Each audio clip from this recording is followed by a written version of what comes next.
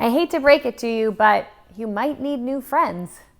I know that sounds harsh. Who wants to give up their friends, right? I know I haven't at times, but sometimes it's just necessary. And I think maybe taking stock right now could be a good idea. So many years ago, I don't think it's a surprise that the one thing I struggle with in life is dating. Like, I would love to meet my soulmate, and I haven't yet done it. And there was a time about 6 years ago, before I moved where I currently live, that I had what I thought was an amazing group of friends, but they weren't really helping me with my biggest challenge in life. Not that I expected them to go get me dates, I didn't. But the problem was we were all in the same place in life. We all would love to have met our soulmates.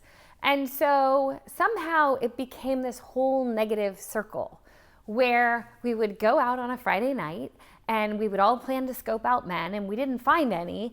And then in the process of that, we would tell our stories about the dates that we'd been on and how this guy's crazy and that guy's crazy and this guy's crazy. And then I did this and this, you know how that goes, how women do that. Well, so I would have a blast with them. Like, I thought it was fun. We would laugh, we would, tell our stories.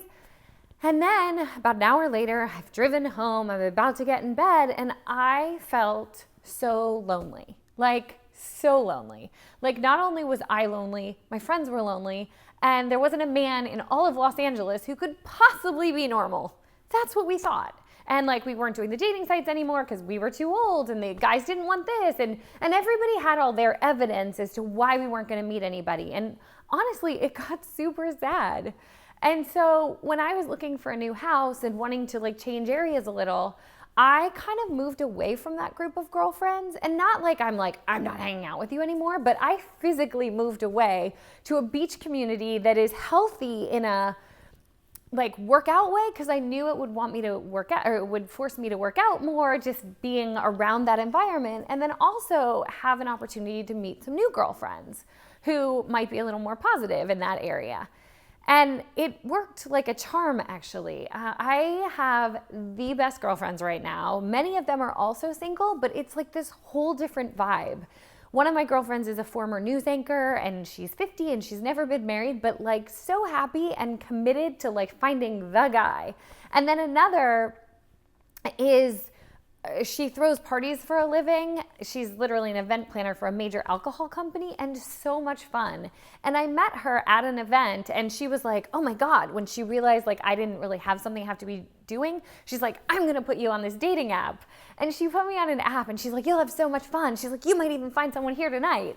And I didn't find someone there tonight, but it was interesting how it started this whole energy of me at least having fun dates. Like, I've had a lot of timing issues recently, but it's not the same like sad girl. It's like, ooh, maybe this guy will be more in the right place. And if not, I went to a Bare Naked Ladies concert, and maybe this guy will be in the right place. Or if not, well, he's really interesting because he owns all these restaurants and I'm being introduced to new food that could help my job or whatever. Like, when I look back on the last year and a half, I even got to go to this club in Beverly Hills that I otherwise never would have gone to, and saw Nicolette Sheridan making out with some guy. It was really funny. But again, so when I look back on the past year, like, that shift in girlfriends and the shift in their energy has really changed my outlook and my hope that I'll find what I want. And then also just added a lot more fun to my life.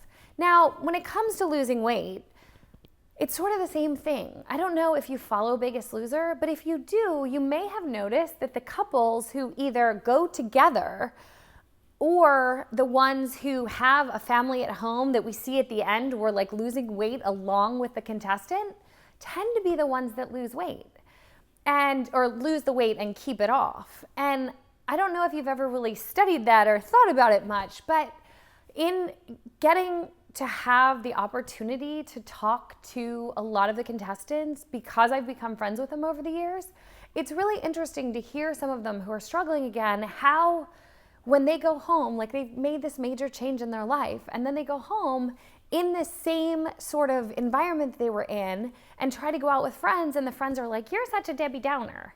Instead of supporting and wanting to take on, like, seeing how empowered they look and how amazing they look and how good they feel, Instead, when they go to a bar, like the other people don't feel good that they haven't been able to make those changes.